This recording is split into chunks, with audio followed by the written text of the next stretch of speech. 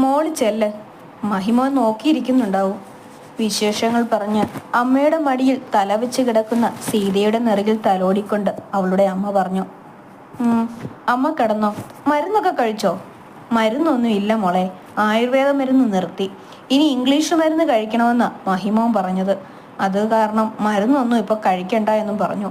English മരുന്ന് സ്വീകരിക്കാൻ ശരീരം റെഡിയാവണമെന്നൊക്കെ പറഞ്ഞു. അത് ശരിയാ. എന്നാ അമ്മ കിടന്നോ, നല്ല ക്ഷീണം ഉണ്ടാവും. അവൾ അവരെ കിടക്കാൻ സഹായിച്ചു. പോകും വഴി അവർ അവളെ വിളിച്ചു. മോളെ, മഹിക്കുഞ്ഞിനെ വിഷമിപ്പിക്കരുത്. മോൾക്ക് കിട്ടാവുന്നതിലും ഏറ്റവും നല്ല ബന്ധമാണിത്. നമുക്ക് സ്വപ്നം കാണാനുള്ള യോഗ്യത പോലും ഇല്ലാത്ത ബന്ധമാണ് മോളെ തേടി വന്നിരിക്കുന്നത്. കുടുംബജീവിതത്തിൽ പല ഇഷ്ടാനിഷ്ടമൊക്കെ ഉണ്ടാവും. കുറേയൊക്കെ കണ്ടില്ല കേട്ടില്ല എന്ന് വെക്കണം. ഉത്തമയായ ഭാര്യയാവുകയാണ് പ്രധാനം. ഞാൻ മഹിയേട്ടനെ വാക്കുകൊണ്ടോ നോക്കുകൊണ്ടോ പോലും വേദനിപ്പിക്കില്ല അമ്മേ. ഇത് ഞാൻ അമ്മയ്ക്ക് തരുന്ന വാക്കാണ്. അവൾ ഒരു ചിരിയോടെ അവരെ നോക്കി പറഞ്ഞു. അവരുടെ ചുണ്ടിലും നിറഞ്ഞ സംതൃപ്തിയുടെ നിഷ്കളങ്കമായ ചിരിയുണ്ടായിരുന്നു. ആ, മോൾ ഇതൊരു മുറിയിൽ പോയില്ലേ? മഹിയുടെ അമ്മ സീതയെ കണ്ടു ചോദിച്ചു. അത് ഞാൻ അമ്മയുടെ അടുത്ത്. അമ്മ ഇനി അവിടെ ഉണ്ടാവും. അമ്മയെ നോക്കാൻ ഞാനുണ്ട്. അതോർത്ത് മോൾ പേടിക്കണ്ട കേട്ടോ. വിലാസിനി ചേച്ചി ഇനി അമ്മയുടെ മുറിയിൽ കിടന്നോളും. എന്തെങ്കിലും ആവശ്യമുണ്ടെങ്കിൽ അവർ നോക്കിക്കോളും. മോള് ടെൻഷൻ അടിക്കാതെ അവൻ്റെ അടുത്തേക്ക് ചെല്ല്. ദേ, ആചാരങ്ങളൊന്നും തെറ്റിക്കണ്ട, ഈ പാലും കൊണ്ട് വെക്കോ. അവരൊരു കളിയാക്കൽ പോലെ പറഞ്ഞു. അവളുടെ മുഖത്ത് ചുവപ്പ് രാശി പടർന്നു കഴിഞ്ഞിരുന്നു. അവൾ പാൽ ഗ്ലാസ് വാങ്ങി മുകളിലേക്ക് പോയി. മുറിയിൽ അവിടെ അപാര പ്രാക്ടീസാണ് മഹി. സീത, അയ്യേ വേണ്ട. മോളെ, അയ്യേ അതും വേണ്ട. സീതക്കുട്ടി, അയ്യേ മോശം. പിന്നെന്താ വിളിക്കുക ഞാൻ? അപ്പോഴാണ് സ്റ്റെയർ കയറി സീത പാൽ ഗ്ലാസുമായി വരുന്നത് കണ്ടത്. അവൻ വേഗം തുറന്ന വാതിലിന്റെ മറവിൽ ചെന്ന് നിന്നു. റൂമിന്റെ ഉള്ളിൽ ആരെയും കാണാതെ സീത എല്ലായിടത്തും ഒന്ന് പരതി നോക്കി. അപ്പോഴാണ് പുറകിൽ ഡോർ ലോക്ക് ചെയ്യുന്ന ശബ്ദം കേട്ടത്. അവൾ തിരിഞ്ഞു നിന്നതും വാതിലിൽ ഒരു കാൽ മടക്കി കുത്തി കൈ മാറിൽ പിണച്ചു വെച്ച് തന്നെ തന്നെ നോക്കി നിൽക്കുന്ന മഹിയെ കണ്ടതും അവളുടെ ശരീരം വിറകൊള്ളാൻ തുടങ്ങി. കാപ്പിപ്പൊടി കളർ കരയുള്ള സെറ്റും മുണ്ടും, കഴുത്തിലൊരു താലിമാല മാത്രമേ ഉള്ളൂ. നെറ്റിയിലും തൊണ്ടക്കുഴിയിലും ചന്ദനക്കുറി, കയ്യിൽ ഓരോ വള വീതം മാത്രം, കാതിൽ ചെറിയൊരു ജിമിക്കി, നീളൻ മുടി വെറുതെ കുളിപ്പിന്നിട്ടിട്ടുണ്ട്.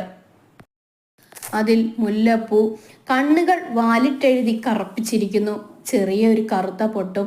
അവളുടെ ഓരോ ഭാവങ്ങളും ഒപ്പിയെടുക്കുകയാണ് മഹി. അവൻ അവളുടെ അടുത്തേക്ക് നടന്നു വരും തോറും അവൾ പിന്നിലേക്ക് ചുവട് വെച്ചുകൊണ്ടിരുന്നു. അവസാനം കട്ടിലിൽ തട്ടി അവൾ നീന്നതും അവൻ അവളിൽ നിന്നും പാൽ ഗ്ലാസ് മേടിച്ച് ടേബിളിൽ വെച്ചു. അവൾ സംശയഭാവത്തിൽ അവനെ നോക്കി. അവൾ എന്തോ പറയാൻ തുടങ്ങുമ്പോഴേക്കും അവളുടെ ചുണ്ടുകളെ അവൻ സ്വന്തമാക്കി കഴിഞ്ഞിരുന്നു. ചുംബനത്തിനൊടുവിൽ അവളെ അവൻ കോരിയെടുത്ത് കട്ടിലിലേക്ക് കിടത്തി. അവളിൽ നിന്നും ഓരോ ആഭരണങ്ങളും അവൻ അഴിച്ചു മാറ്റി. അവൾ ഈ സമയം അവൻ്റെ കണ്ണുകളിൽ കാണുകയായിരുന്നു അവന് തന്നോടുള്ള പ്രണയം. അവൻ്റെ ചുണ്ടുകൾ നെറ്റിയിലും അവളുടെ മുഖത്തു നിറയെ ഉമ്മകൾ കൊണ്ട് മൂടി. പിന്നെ അവളുടെ സാരിയിൽ പിടുത്തമിട്ട് അവളെ അനുവാദത്തിനു വേണ്ടി നോക്കി. അവളുടെ മുഖത്ത് പടർന്ന ചുവന്ന രാശി അവനുള്ള സമ്മതം അറിയിച്ചു. രാത്രിയിലെ ഏതോ ഒരു യാമത്തിൽ ഇരുവരും ഒന്നായി. ജയിലിൽ പകയെരിയുന്ന കണ്ണുകളോടെ അർജുൻ നിന്നു. നിന്നോടൊരു1000 വട്ടം ഞാൻ പറഞ്ഞിട്ടുണ്ട് അജു, ഈ വക കാര്യങ്ങൾക്ക് നിൽക്കരുതെന്ന്. ഈ നാട്ടിലുള്ള എൻ്റെ നില നിനക്ക് അറിയാവുന്നതല്ലേ. കേരളത്തിലുടനീളം നമ്മുടെ ഓരോ ബിസിനസ്സും നീണ്ടു കിടക്കുന്നു. ഇപ്പോൾ തന്നെ മുറിവുറുപ്പ് തുടങ്ങി എല്ലായിടത്തും. പിന്നെ ഇവിടെ നിന്നും ഇറങ്ങിയാൽ നിനക്ക് ജീവിക്കാൻ പറ്റുമോ? ആ ദേവതിന് സമ്മതിക്കുവോ? പ്രിയപ്പെട്ടവരെ വേദനിപ്പിച്ചു എന്നറിഞ്ഞാൽ ആ ദേവൻ അസുരനാവും. എൻ്റെ നല്ല പ്രായത്തിൽ നിനക്ക് ദേവ് പോലെയായിരുന്നു എനിക്ക് ശങ്കർ. അവനായിരുന്നു അന്ന് എൻ്റെ ശത്രു. ഇതുപോലെ എല്ലായിടത്തും ശങ്കറായിരുന്നു മുൻപന്തിയിൽ. അന്ന് തുടങ്ങി വെച്ച മത്സരമാണ് ഇപ്പോഴും നടക്കുന്നത്. അവനൊപ്പം എത്തി നിന്നതായിരുന്നു. അവന് മുകളിലേക്ക് ചുവട് വെക്കുമ്പോഴേക്കും അവനെല്ലാം മകന് കൈമാറിക്കഴിഞ്ഞിരുന്നു. ഇപ്പോൾ ശങ്കർ സമ്പാദിച്ചതിനും ഇരട്ടിയായി അവരുടെ ലാഭം. എനിക്ക് പുറകിൽ ആരുണ്ട്? നിന്നെക്കൊണ്ട് എന്തിനു കൊള്ളാം? രവി ദേഷ്യത്തോടെ പറഞ്ഞ് അവനെ നോക്കി. അവന്റെ കണ്ണുകളിലെ ഭാവം അയാൾക്ക് മനസ്സിലായില്ല. പപ്പ, അവരെ സമാധാനത്തിൽ ജീവിക്കാൻ വിടരുത്. പ്രത്യേകിച്ച് ദേവിനെ. അവനെ ഒതുക്കണം. അവനെ ഒതുക്കിയാലേ മഹി ഒതുങ്ങൂ. ഞാൻ വൈശാഖിനെ ഇല്ലാതാക്കിയ പോലെ ആരും ഒന്നും അറിയാതെ. അതിനുള്ള സാമ്പിൾ നാളെ തന്നെ അവന് കൊടുക്കണം. അവന്റെ ചുണ്ടിൽ ഒരു പുച്ഛം നിറഞ്ഞ ചിരി വിടർന്നു. ഇതേ സമയം തൻ്റെ മകന്റെ ഓരോ നീക്കങ്ങളും ശ്രദ്ധിക്കുകയായിരുന്നു രവി. അവനെ മനസ്സിലാക്കാൻ അയാൾക്കും പറ്റുന്നില്ലായിരുന്നു. രാവിലെ തന്നെ ചുറ്റിപ്പിടിച്ചു കിടക്കുന്ന മഹിയെ ശല്യം ചെയ്യാതെ അവന്റെ നെറുകിൽ ഒരു ഉമ്മ നൽകി അവൾ വസ്ത്രങ്ങൾ പെറുക്കിയെടുത്ത് വാഷ്റൂമിലേക്ക് നടന്നു. വസ്ത്രങ്ങൾ അവിടെയുള്ള വാഷ് ബിന്നിലിട്ടു. വാഷ്റൂമിലെ മിററിൽ അവൾ കാണുകയായിരുന്നു തൻ്റെ ശരീരം, അവൻ്റെ പ്രണയ സമ്മാനങ്ങൾ. അത് കാണുമ്പോൾ ഇന്നലത്തെ രാത്രിയെപ്പറ്റി അവൾക്ക് ഓർമ്മ വന്നിരുന്നു. അവൾ നാണത്തോടെ ഷവറിന് താഴെ നിന്നു. കുളിച്ചിറങ്ങി വന്നപ്പോഴും മഹി ഉറക്കം എഴുന്നേറ്റിട്ടില്ലായിരുന്നു. അവൾ ഒരു ചിരിയോടെ കണ്ണാടിക്ക് മുൻപിൽ വന്ന് മുടി തുവർത്താൻ തുടങ്ങി. ചെറിയ ഒരുക്കം കഴിഞ്ഞതും അവൾ അവനെ ഒന്ന് നോക്കി. അവളെ നോക്കി തലയിണയും കെട്ടിപ്പിടിച്ച് ചിരിയോടെ കിടക്കുന്ന മഹിയെ കണ്ടതും അവൾ നാണത്തോടെ മുഖം കുനിച്ചു. അവൻ താഴെ കിടക്കുന്ന മുണ്ടുടുത്തു എഴുന്നേറ്റ് വന്ന് സിന്ദൂരച്ചെപ്പിൽ നിന്നും ഒരു നുള്ളു സിന്ദൂരമെടുത്ത് അവളുടെ സീമന്തരേഖയിൽ ചാർത്തി. അവൾ കണ്ണുകളടച്ച് അവ സ്വീകരിച്ചു. അവൻ അവളുടെ നെറുകയിൽ അവന്റെ ചുണ്ടുകൾ ചേർത്തു. പിന്നീട് ചുണ്ടുകളിലേക്ക് ഇറങ്ങിയതും അവൾ അവനെ തട്ടി മാറ്റി അവന്റെ തോളിൽ ടവലിട്ട് അവിടെ നിന്നും ഓടി. പോയി കുളിക്കാൻ നോക്ക്, ഞാൻ താഴേക്ക് പോവാ, അമ്മ അന്വേഷിക്കും. അവൾ പോയ വഴിയെ നോക്കി അവനൊന്ന് ചിരിച്ച് ടവലും എടുത്ത് ഫ്രഷ് ആവാൻ പോയി. ഇന്നാണ് വിവാഹത്തിനുള്ള ഷോപ്പിംഗ് നടത്തുന്നത്. ദേവ്, അപ്പു, ദേവു, പൊന്നു എല്ലാം ദേവിന്റെ കാറിലും ഇവരുടെ മാതാപിതാക്കൾ പൊന്നുവിന്റെ അച്ഛന്റെ കാറിലുമായിരുന്നു യാത്ര. ആദ്യം അവർ ആഭരണങ്ങളെല്ലാം എടുത്തു. ഇരുവരും 2 ഷോപ്പുകളിലായിരുന്നു പോയിരുന്നത്. രണ്ടും അടുത്ത ഷോപ്പുകളായിരുന്നു. രണ്ടും വളരെ പേരുകെട്ട ജ്വല്ലറികളായിരുന്നു. ഒരുപാട് സമയമെടുത്തു ആഭരണം എടുത്തു കഴിയാൻ. പിന്നെ അവർ വലിയൊരു ടെക്സ്റ്റൈൽസിൽ കയറി. അപ്പുവും ദേവുവും ഒരുമിച്ച് വസ്ത്രങ്ങൾ തിരഞ്ഞെടുക്കാൻ തുടങ്ങി. പൊന്നുവും ദേവനും ഇപ്പുറത്തെ ഗൗൺ സെക്ഷനിലും. ആദ്യം തന്നെ ദേവിന്റെ കണ്ണുകൾ ഉടക്കിയത് അവിടെ ഡമ്മിയിലിട്ടിരിക്കുന്ന വലിയൊരു ഗ്രീൻ കളർ ഗൗൺ ആയിരുന്നു.